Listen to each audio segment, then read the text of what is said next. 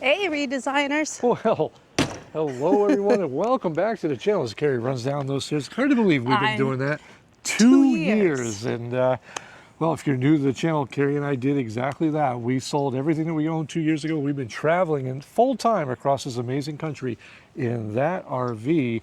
And we've been having a fantastic time. But it is today that we are asking ourselves the following question. Is it time for us to quit RV life?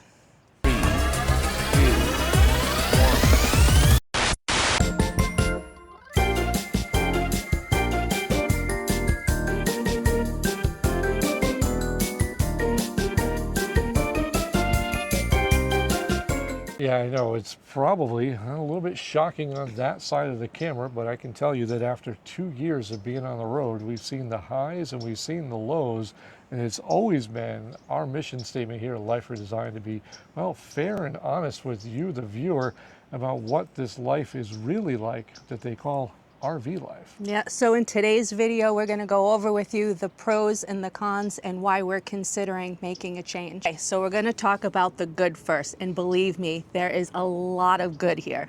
Now, the first thing I can think of that comes right off the mind, the thing that Karri and I have been enjoying the most is freedom.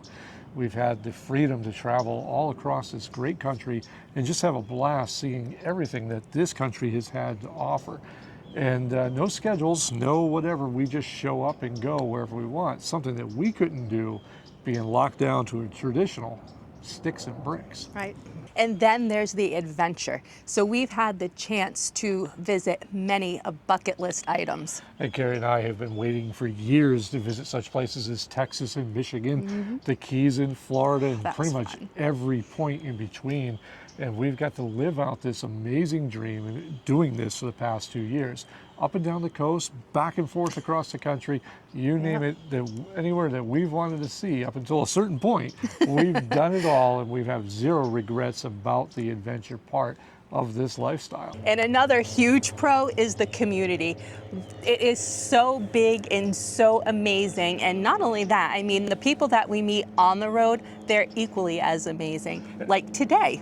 We just met. We met Lloyd and Karen, who just stopped to say, hey, we purchased Connectin. Thank you very much. It's been awesome. And that's the kind of thing that's been motivating us in our journey for the past 2 years as well. Just people like that who have said, hey, we've caught a video of yours and that really helped us. Or thank you for recommending XYZ product because that did help us in our particular situation. And that's the one thing about this thing that we call RV life, is that the community here is absolutely incredible. Now, that being said, Karri, I can tell you one thing that we've never had to worry about, and that is our online safety, thanks to our continued partnership with Aura.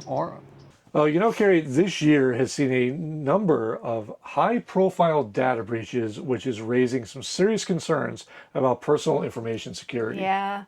Dell suffered a breach that exposed 3.9 million customer records, including their sensitive personal information. And this one kind of took me for a loop a little bit. Ticketmaster, of all places, experienced a massive breach compromising over 560 million customer records. Now, not to be funny or anything, but I've got that beat because the most alarming of all is just a few months ago, National Public Data announced that they had suffered a major breach potentially impacting every American. The incident compromised over 2.9 billion, and that's billion with a B, records used for background checks, including personal information such as full names, addresses, date of births, phone numbers, and most importantly, social security numbers. It has been confirmed that members of the hacker group have released the sensitive information online, get this, for free. If you haven't been taking your personal information online seriously, now's the time to change that. You're more vulnerable now more than ever in today's digital landscape. Thankfully, I feel secure because I use Aura, and Aura is today's video sponsor. And what Aura does is they monitor your personal data, including your social security number, across billions of data points like the dark web and public court records to alert you about potential identity theft. They also provide up to 5 million in identity theft insurance in case the worst happens. Plus, Aura offers a variety of other features to keep you safe, which is a added bonus, which is including real-time alerts for data breaches, a VPN for secure browsing, data broker opt-out to stop companies from selling you personal information. Boy, wouldn't that have been great a couple of years ago? A password manager to help you create and store strong passwords and more. Now, I'm not leaving myself and family vulnerable to data breaches, and if you don't want to either, you can go to aura.com, and here the link will be in the video description and on screen, and you can try 2 weeks of Aura for free. That will be enough time for Aura to find out if any of your personal data is exposed. We are proud to be partnering with Aura as we like to get the word out to our fellow RVers in this amazing community that they need to act and protect their identity at all points.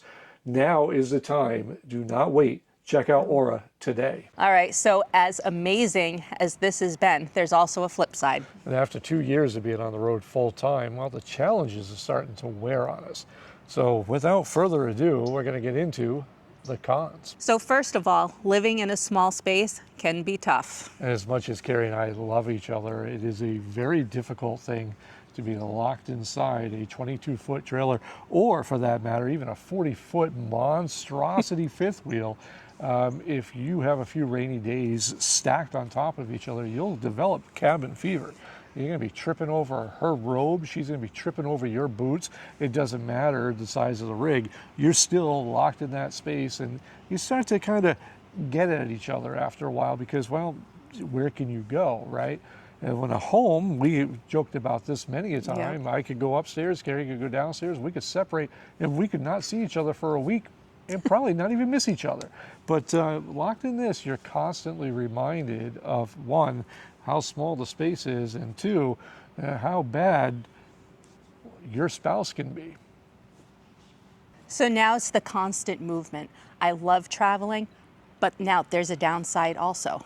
That's the thing about being on the road and being on the go all the time, and especially in the world of YouTube. If you're doing your research like we had done about 4 years ago, all you see on that side of the camera is that, wow, look at this. We just popped up at another amazing destination. We were just in Nashville, now we're in Myrtle Beach, and then tomorrow we're going to be at the ocean in Florida, and the day after that, well, we might be in Alaska. And you don't have to worry about any of the stuff that goes on behind the scenes. And let me tell you, for every trip that Karri and I make, whether it's a 6-hour day or it's a 20-hour travel weekend, there is a lot of preparation that goes into things. It is making sure that this rig doesn't fall apart going down the road. It is making sure that we have enough supplies to get us to the next town. And then there's that anxiety of when you're going to get to that new RV park that you've never been to. Are you going to fit? Is there going to be space available? Is the Chinese food place down the road going to have food that you can eat? Or how about that supermarket where there's just one in town and all they sell is pickled pig feet? You're not going to get those keto buns for that burger. And believe me, when you are accustomed to certain things and not having them, that weighs a lot on people. Part of this is you have the desire to travel, but what you don't realize is sometimes you're going to get there and you may not like that destination. And especially as Karri and I have pointed out in several videos, there's been times where we've had to cut our stays short and we've lost a lot of money because it wasn't what we expected to get. Or we've pulled into a place and pulled right back out and said, see ya. And I know there's always somebody that's going to go, well, this is why I boondock, so I don't have to worry about those RV parks. And let me tell you, there is nothing more frustrating than going, I'm going to boondock on that piece of land, and you get there and 800 other people had the same idea as you. You're not an original thought. Believe me, there's a lot of planning that goes into this stuff, and boy, I think more and more as we had done this, I think if people had explained the travel aspect and the preparation and everything, I probably would have rethought things from the beginning. And it's funny, when we do travel, like if we stay at a place for a week, we're great, like hooking everything up and we don't miss a beat. If we stay at a place for a month or longer, like we did in the Keys, we forgot, like we lost you leave things tools, behind. we lost, I mean, wheel chocks, the whole nine. So I mean, it's a lot. It really is a lot. So constantly being on the go, while it's good for us to keep our mental stability going, it does come with its own set of problems because you do forget what it's like to stay stationary and vice versa. Karri makes some great points there. And if you're considering this lifestyle, take her advice on that. Now, Bob's favorite, we can't forget about the maintenance. Now, let me Oh tell boy. you, I'm not even going to acknowledge the plethora of junk YouTube videos that I see on the daily in the RV segment that says everything's crap and you shouldn't do this because, well, they want to live in their living room and make videos that are, and still be relevant in the RV segment because it pays them money. But I am going to acknowledge for the fact that, yes, we are taking this RV down the road. You're going to have maintenance. And oh, by the way, it doesn't matter if you're buying that brand new Brinkley that came out or you've got just a common travel trailer like we do in the Grand Design. You got to look at your RV as basically made out of contractor grade, like your home. Yeah. You do your pre-delivery inspection just like you would do your home, and then you have your upgrades. If you have standard stuff in these RVs, and it's up to you to upgrade the things that are important to you, whether it be suspension, water lines, anything electrical, and you also do have that little bit of required maintenance. And we're coming up on a point now where I got to repack wheel bearings. We've had to do a whole bunch of just odds and ends to clean the air conditioner, stuff like that. You're constantly doing it. It's not to the degree that these knuckleheads on YouTube are constantly showing that because they want the clicks for that week, but it is enough, just like a home, that you have to keep things going. It does add a layer of challenge when you're doing this in an RV park, for instance. Like I have to climb up on the roof and I have to take that air conditioner cover off, clean all the coils and all that stuff while somebody's having burgers next door. And you know, it does present a little challenge. It's not like being at home where I can just fix the plumbing in my underwear. This is serious business, and the last thing you want to do is get it wrong because, you know, you're half-assing it. So, why are we thinking about quitting? Well, it sure as hell isn't because we hate RV life. Far from it. No. We're actually enjoying all these times that we've had together. But we also are smart enough to recognize that, well, we miss a few things that being stationary provides. We miss that constant community that just kind of knows each other and it's not always changing. Mm-hmm. We like the idea of being closer to family, especially our children. And, you know, honestly, I like and miss those days of just trying to grow peppers in the backyard in our little makeshift garden. And these are the things that, well, you just really can't do as much being on the road full time. We don't have to worry about mail either. Yeah, that's the other thing is getting your mail too. Yeah. It's a whole nother problem, but she's right. It's those little things that you take for granted, just being gone out of nowhere. So we've been toying with the idea of having a home base. And keeping the RV for part-time travel. It is really the best of both worlds. Yeah. We have the stability that we've been craving and we used to have, and we also have the RV for that times adventure is calling and that open road is just begging you to hit and go. We are looking at all the pros and the cons and weighing both of those. And at the same time, listening to that little inner voice that's saying, it's time, it's time. So are we quitting full-time RV life? Well, maybe, maybe not. And that's where you come in. If you've made the leap into full-time RV life and you've come off of full-time RV life and gone back to a home, we want to know how you feel about that. Is it something that you were just like, it was my time and I'm okay staying stationary, and you go back to making cookies on Sunday and going to church with all your friends? Or do you just miss and long for being on the road again? Because we've seen a lot of this happen where people have said, I want stability. They've come off the road and then they turn around and they go back on the road. We would absolutely love to have your feedback and your comments down below.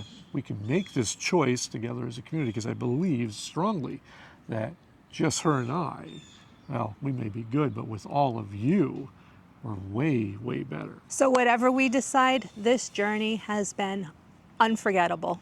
The past 2 years have meant so much to Karri and I, your support and your viewership, and we really couldn't have done this without you. And we've been happy to share the good, the bad, and the beautiful. So thank you so much for sticking with us through this adventure. Whether you just joined this channel or you've been part of this channel for a long time, we do have something for you to do. We ask that you kindly hit the thumbs up button, hit that subscribe if you haven't already, and please, for the love of God, turn on those notifications, because we're getting tired of hearing that people aren't getting notified of our videos. Yes, YouTube does it. We don't know why. go in and fix it. Make sure you're part of this journey, because no matter what Karri and I do, we'll always be, well, redesigning our lives. Until next time, I am Bob. I'm Karri. And this has been Life Redesigned.